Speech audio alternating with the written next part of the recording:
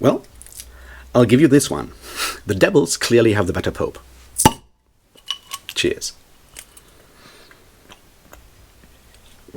Welcome back, everybody, to me talking about books, and today we'll be talking about one specific book, and that is The Devils, the first part of a new series by Joe Abercrombie. And it's a book. I'll say this much. We'll do the usual thing. I'll give you a quick sort of like synopsis of what to expect, a spoiler-free part where I tell you, what it is, and all of that stuff, and then you go and read it.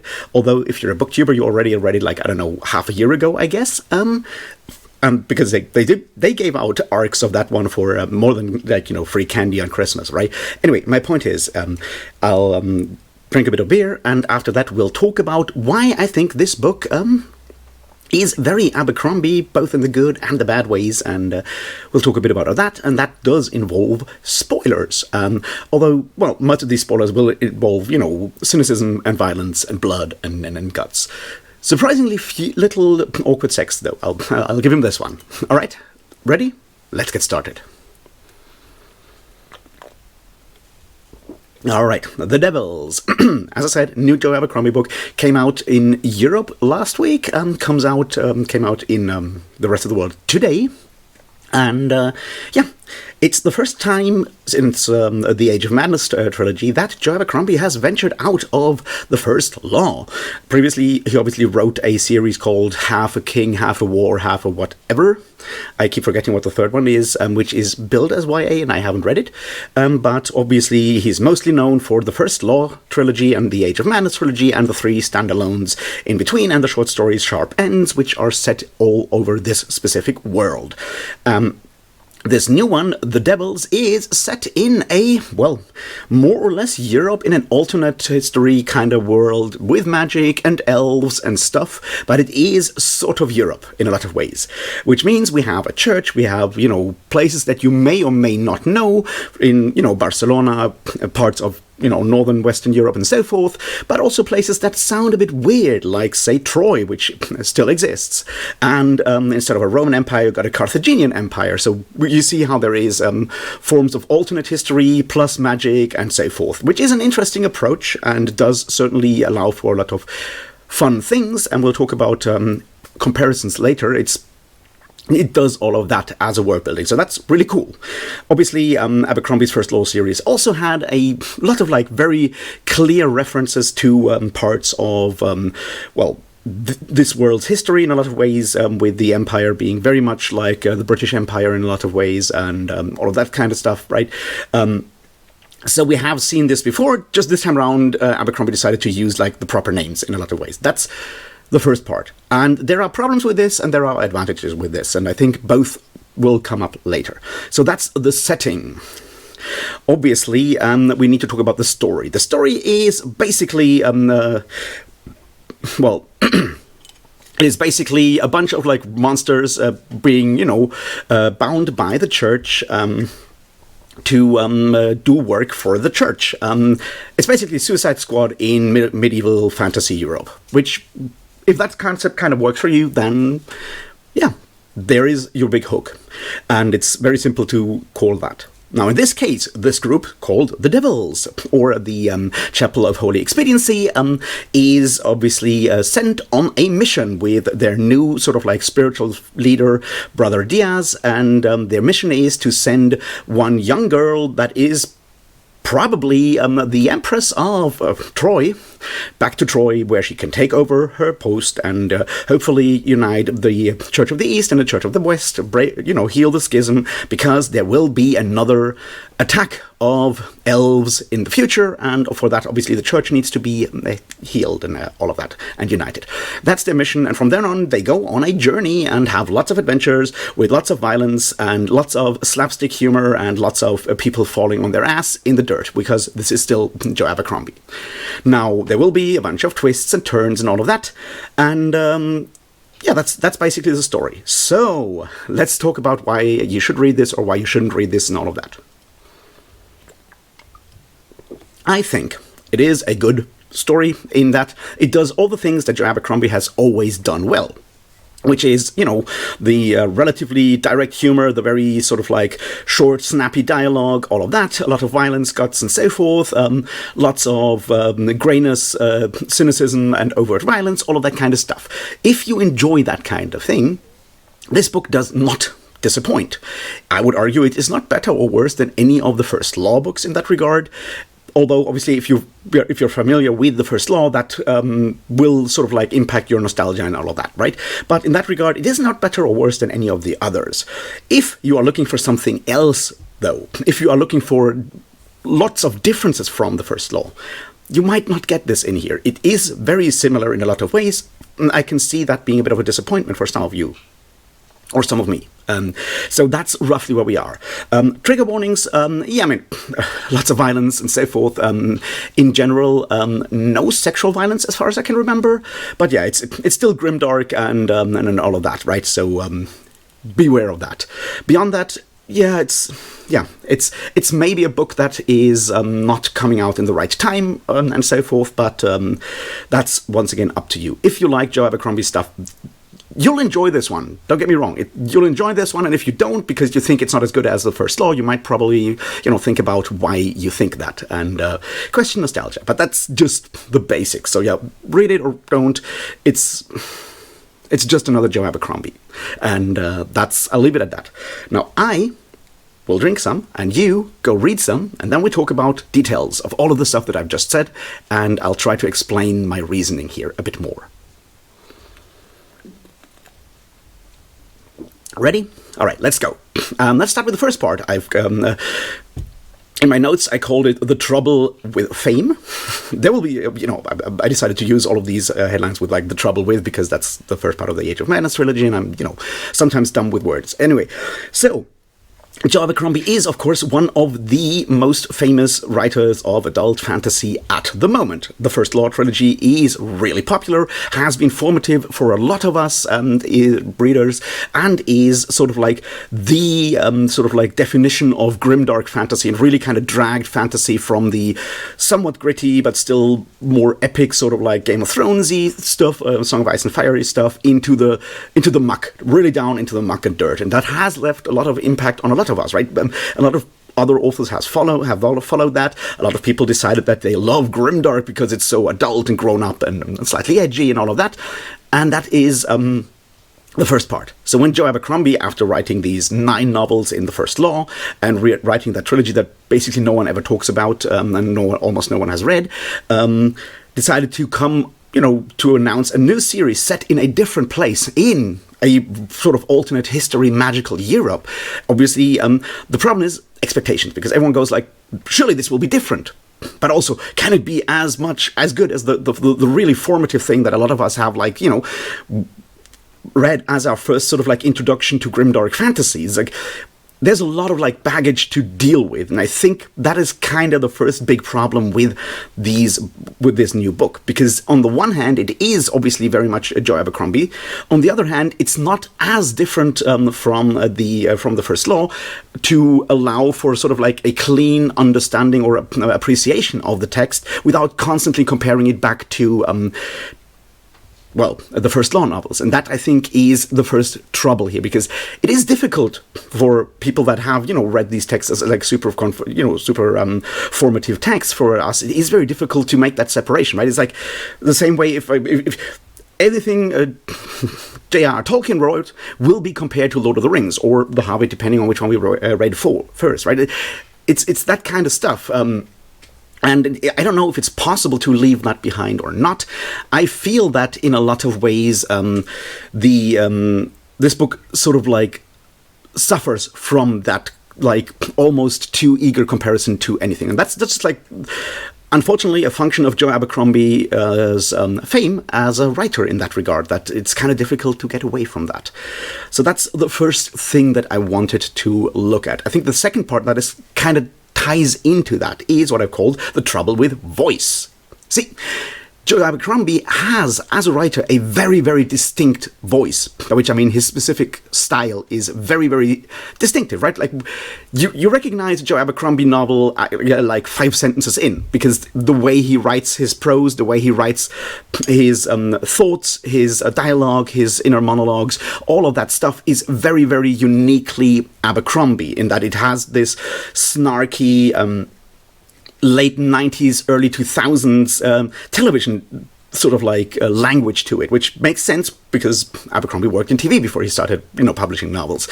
And it has also like this very sort of like specifically dark, cynical, sort of like British dry approach to thinking and talking. And he obviously usually writes in like a limited third-person omniscient kind of style, where you have like the thoughts of like one of the characters per chapter, a lot of like their thoughts and so forth, and a lot of them are very sort of like ironically distant and frustrated and so forth, and it's a very effective way of writing. Like, it works really well for the first time, and it's very impressive, but it is also very distinctive. So when you start reading the next book, and it starts the way it starts, like this one with, Brother Diaz traveling through the holy city and all of that, already having like all these very ironical observations, and it feels natural to start like comparing the characters and go like, well, which one of our first law character types will this one be? And it's difficult to sort of like get behind that. And that is, as I said, the problem or the trouble with a very distinctive voice, which Abercrombie has for once again, for good or ill, right? Because it is such a good and distinctive like style that works really well when it works. And if you enjoy this, you'll enjoy this language. It just ties back into that problem where that makes it so difficult to not compare characters and other elements of the story. And I think that's the next sort of like trouble that I've found in this specific book. The next part is, of course, what I would call the trouble with with violence, or in this case, I guess, the trouble with grimdark. I think that's the next important element here. The reason there is, right, depending on how you define grimdark, and I'm not gonna go there because I've made a video about it like years ago. I still think grimdark is not actually a good like genre or subgenre title. It's wrong, it's used wrong, and so forth. But there is, of course, a practical sort of like way most people are using grimdark. Most people are sort of like claiming it's about, moral grayness, which is never really defined. It's and all of these things, but really what it is, like, we want to read gruesome violence and really ridiculous dark humor and all of that, and very explicit sex and violence, because it makes us feel edgy and adult. Which is obviously bullshit, but that's sort of like all tied into that. The problem with that is, of course, a problem of sort of like escalation. And that, I think, is where Abercrombie also kind of steps slightly into that trap with this newest book. Because if sort of like graphic violence or graphic sex scenes, and there's not a lot of sex in this one, which I think is a good choice, because the basic, very sort of like awkward sex scene that has become such a staple of older Abercrombie stories has really worn thin, and there's not a lot of ways of making that work better beyond going just like into like full-on sexual violence and sexual assault scenes, which, don't. So I think the only stuff that is left is basically other elements to escalate, because you kind of need to escalate if sort of like an extreme graphic depiction of all kinds of violence, dirt, and so forth is sort of like a hallmark of your style.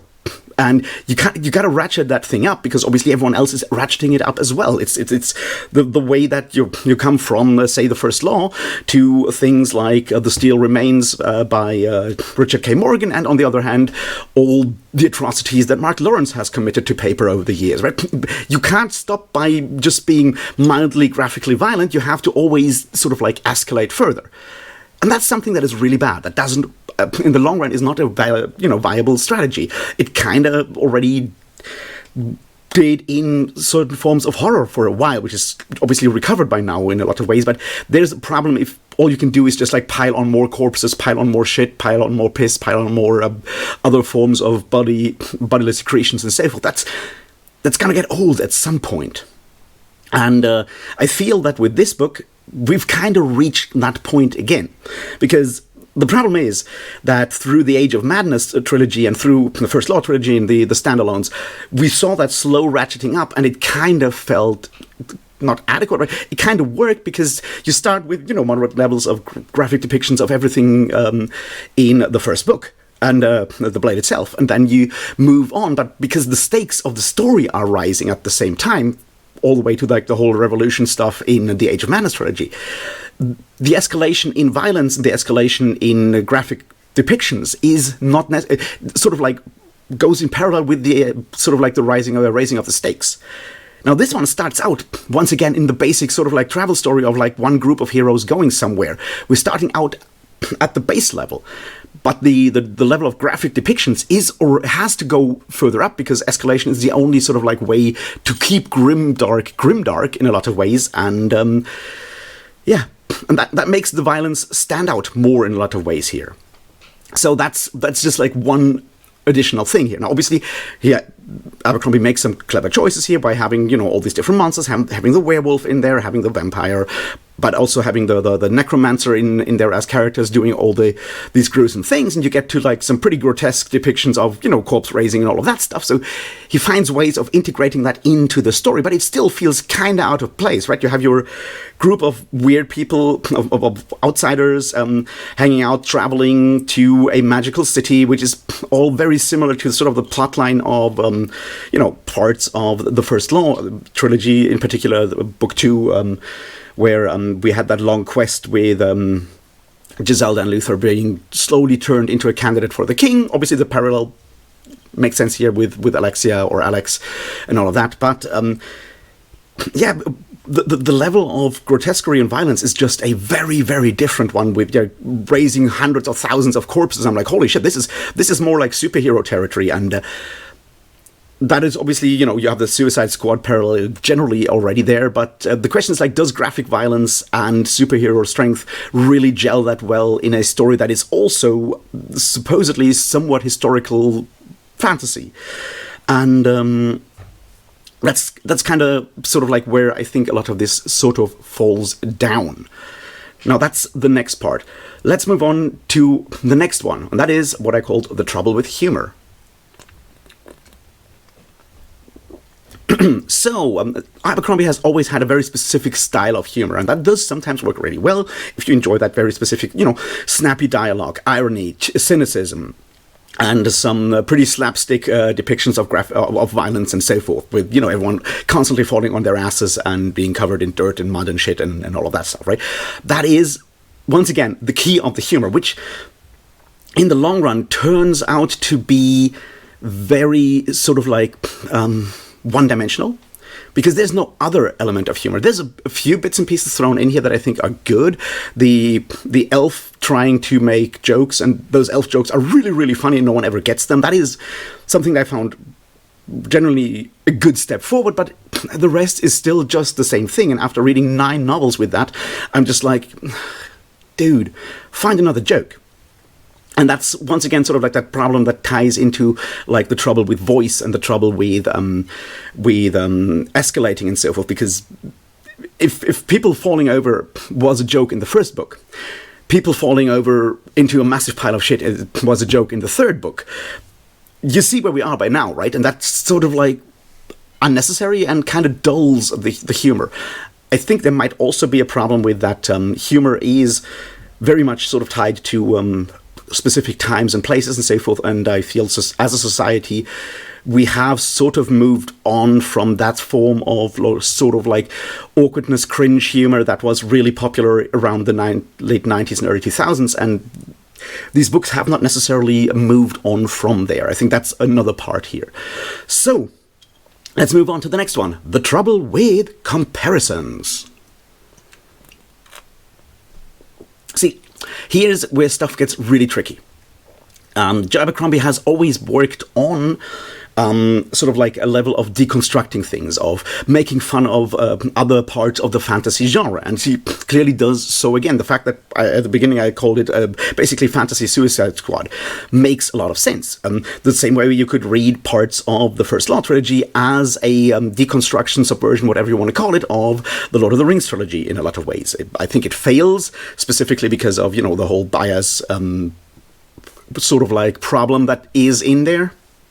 But we have sort of like, that is part of Abercrombie's approach. Now the question is, here I think it's twofold. Because on the one hand, this is a deconstruction of certain elements of like the fantasy genre of now. It does certainly also deconstruct, or at least play with ideas like the Suicide Squad, your group of basically supervillains who are working for the good side because they are forced to, and some of them then obviously still show sort of like inner growth and inner character and all of that kind of stuff, or maybe don't, and all of that.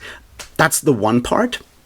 And there is, I think, a very clear parallel, whether intended or not intended, to the Witcher series by Sapkowski, in that you have a group of like old monsters that have to protect a really young girl, and that young girl may or may not have superpowers or whatever.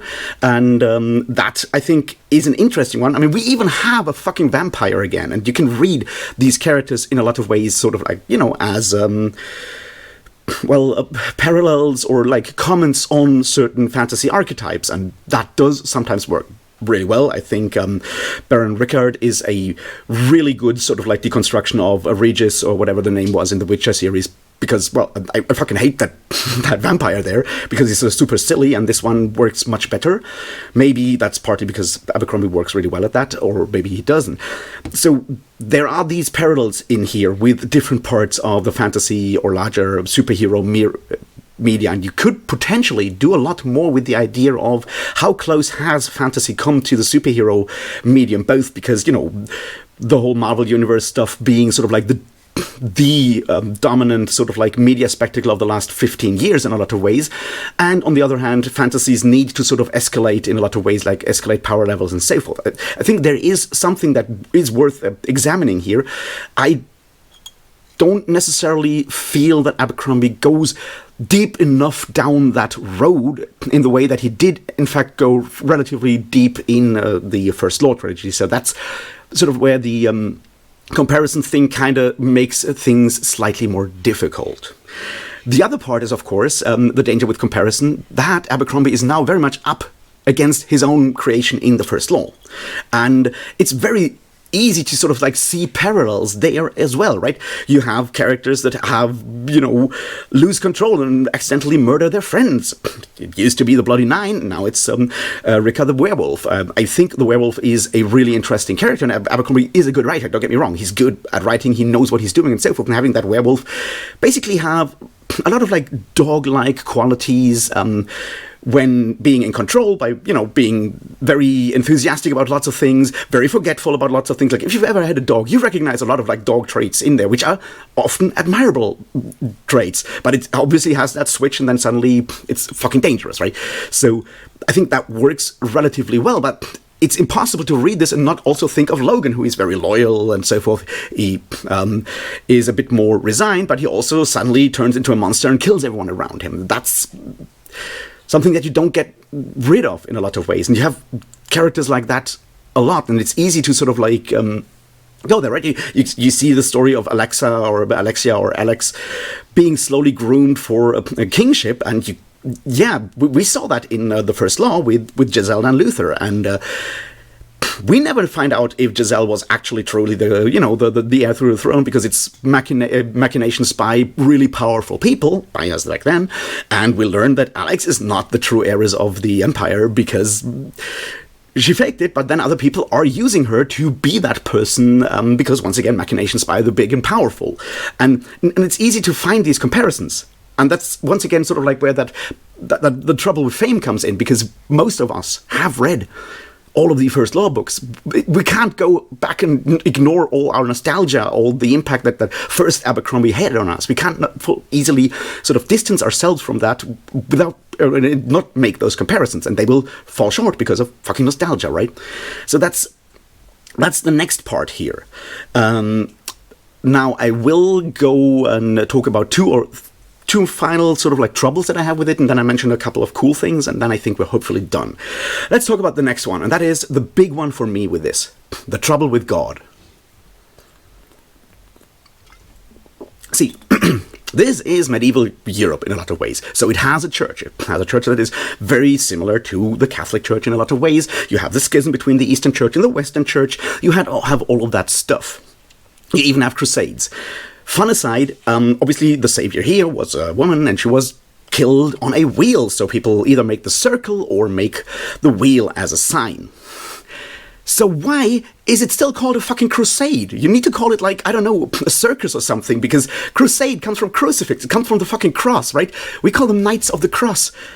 It's just, like, interesting, because in other ways, Abercrombie does the really clever thing where the heir to the Trojan throne, which is sort of like a bit of the Byzantine Empire, I guess, in a lot of ways, is called Pyrogenitus, which is obviously his play on the Porphyrogenesis, which is the title of the heir to the Byzantine throne, because they were usually born in a chamber made from porphyrus, which is, that purple stone, because purple is the color of emperors and so forth. So he does it in that one point, and then he just doesn't in the other. Obviously, it's an absolutely minor thing. It just, really stuck out to me, and it really annoyed me. Anyway, let's talk about the trouble with God. See, the problem with a lot of medieval fantasy, or fantasy that takes medieval elements to it, and I really specifically need to compare it in this case, I think, to R. Scott Baker's Prince of Nothing, because it has the same problem, is you need to take fucking religion seriously. And Abercrombie can't do that. The church is very corrupt. Everyone is just being fleeced and so forth, and people do that because they're stupid or whatever, and it's all about taking their money and being cynical bastards that rule the world and just do it for power and money. But that is not how religion works, and it has never worked like that. So if you want a realistic sort of, or real feeling, authentic picture of a medieval society that is ruled by the church, you can't go in like a fucking 2000s atheist on that one, because it doesn't work like that. People in the church, most people in the Catholic Church, even up to the fucking popes at the time, were very much believing in God and all of that stuff. They were maybe cynical when it comes to certain bending rules of power and so forth in one way or another, but they clearly were very much believing in the existence of God in a lot of ways. And that sincerity is something that Joe Abercrombie is incapable of. It's something that R. Scott Baker is incapable of. And it really breaks down the whole idea of a medieval fantasy, because it's what you might call medievalism in like an Umberto Eco sense, where you go like, well, this is an image that we have made from the Middle Ages, and it is post-secular society, kind of post-enlightenment, kind of cynicism when it comes to religion and power and so forth. It's very postmodern in that approach, and it is all darkness and dirtiness and so forth, which has obviously been an image of the Middle Ages ever since we started calling them the Dark Ages. And those two things mix really well for entertainment. Abercrombie certainly is able to do that, but they leave that fundamental sort of like sincerity at the core of the driving force of society. Yeah, they leave that completely empty and hollow, and that, I think, makes the book fall down in a lot of ways, because no one ever really seems to truly believe in the good. Maybe Brother Diaz, maybe slightly, but that's it. And that's a huge fucking failing. I think it's at the core of a lot of, modern writers trying to write about medieval philosophy, society, history, religion, and so forth. And it certainly is amplified by Abercrombie's specific approach to cynicism, darkness, and irony. And I think that's why the book really fails, is because it lacks that level of sincerity. All right, let's talk about the final one. The trouble with, the second final one. The trouble with cynicism. Right, I'm a cynic in a lot of ways. Don't get me wrong. You can't really help not to be one. The problem is, of course, if everything is cynicism, you expect everyone to betray everyone all the fucking time. The book gets really predictable. At some point, it's like, yeah, sure, I know fucking Michael will double-cross everyone. I know everyone these things will happen. We know all of that because we've seen the pattern before, because it is cynicism every single time. It also, once again, lacks the surprise of sincerity. Maybe it will slightly show up. Maybe. Who knows? But for now, I think it just... At this point, we know the trick, and that is sort of like the problem if you have like a very distinct voice, a very distinct mode, but it's a very one-dimensional mode, and it's treachery and cynicism, and even if you try to do the good thing, you will probably die, or at least realize that it doesn't work. That's tiring, exhausting. And I think in this day and age, politically as well, in the world that we live in right now, I think it's really dangerous and doesn't really fit, right? We are ruled by people who are exactly believing like these kind of things. We are ruled by fucking cynics in a lot of ways. And we don't beat them by being just as cynical and fatalistic, but we can only oppose them by not being that. And Abercrombie lacks that. And I think it comes through more keenly in this book, on the one hand, because we've seen it so many times in Abercrombie's work, and because, we live in different times than we lived in like 2001 or 2, right? So I think that's a big problem. So let's slowly end this with The Trouble with Us. A lot of the things that I've just tried to explain, I think, are part of us as a fantasy reading community being heavily influenced by the First Law in a lot of ways, having put this first trilogy and possibly the Age of Madness and the standalones, depending on, your different tier rankings or whatever, having put those things on a massive fucking pedestal. And it's impossible to write a book in a different world that is still so similar and relies on so many similar tones and not fail. Or it's impossible to not make it very hard for us not to sort of feel like a letdown. And that, I think, is partly on us. I think it's also partly on the publishing. I've mentioned this in the beginning, right? The arcs came out like half a year ago. Like, so many people on booktube talked about this like months and months and months ago. I completely forgot that the book is coming out in May, because like everyone's reviews were out all the way back then. But a lot of what I've saw from those, and I haven't really watched them, but my general feeling was that people were not exactly super excited, because the trouble with us, most of us fell and go like, well, it's not First Law, but it's close enough that I can't see it as its own different thing, and I don't know what to do with that. I think I'm trying to use this to explain why it's hard to like this book, even though if it's your first Abercrombie, you might really, really, really enjoy this, and I think it's important to understand that. There's a few sort of like final things that I find troubling, and that once again we have the dangers from the east. These times they are elves. Once again, they're weirdly obsessed with eating people. The combination of cannibalism from the east, I think, is something that we saw with the Gurkish all the way back in the First Law, and we are seeing it with the elves now. I think it might go better this time round. He certainly Abercrombie got better on the whole like queerness. That stuff's really cool. I think there are some really nice bits and pieces here. The character of Sonny in particular, as someone whose difficulties being accepted in society, but also understanding human behaviors in a lot of ways. I think that you can read this as a depiction of neurodivergence, neurodiversity in a lot of ways. You don't have to, but I think it does sort of like lend itself to that. And I think in that regard, it's fairly solid. There's some really cool bits and pieces here with like Carthage instead of Rome as one of the as the big empire. A lot of this stuff could be really, really cool, but it is weighed down by so much of this other stuff around it that makes it so hard to enjoy this as a book. And that, I think, is sort of where I want to end this. It has a lot of cool ideas, and as always with Abercrombie, I'm like, well, this could go really, really well, but at this point, with like 9 books that I've read, but this being the 10th, his track record of actually finishing a trilogy in a somewhat interesting way is not good. And the fact that he seems to be aware of it and does even make meta jokes about, twists being expected and all of that stuff doesn't necessarily help, because being able to joke about it and then not doing it are two very, very different things. And that's, I think, is the problem with grimdark in this day and age. It is edgy, but it is edgy in a very, very predictable way, and it can't shake the predictableness without also shaking the edginess, and I don't know if Abercrombie is able or willing to do that at this point in his career, and I don't know if people would be willing to accept it at this point in Abercrombie's career. So yeah, that's my thoughts on the Devils. Let me know what you thought about it. I'll well, I'll read your comments and I maybe even reply when I have time and all of that. If you have ideas and comments and views. Otherwise, I don't know, like, subscribe, dislike, join the Patreon, join the channel, do all of those things, or do whatever else. And yeah, I'll talk to you about something else very soon. And until then, thanks and cheers.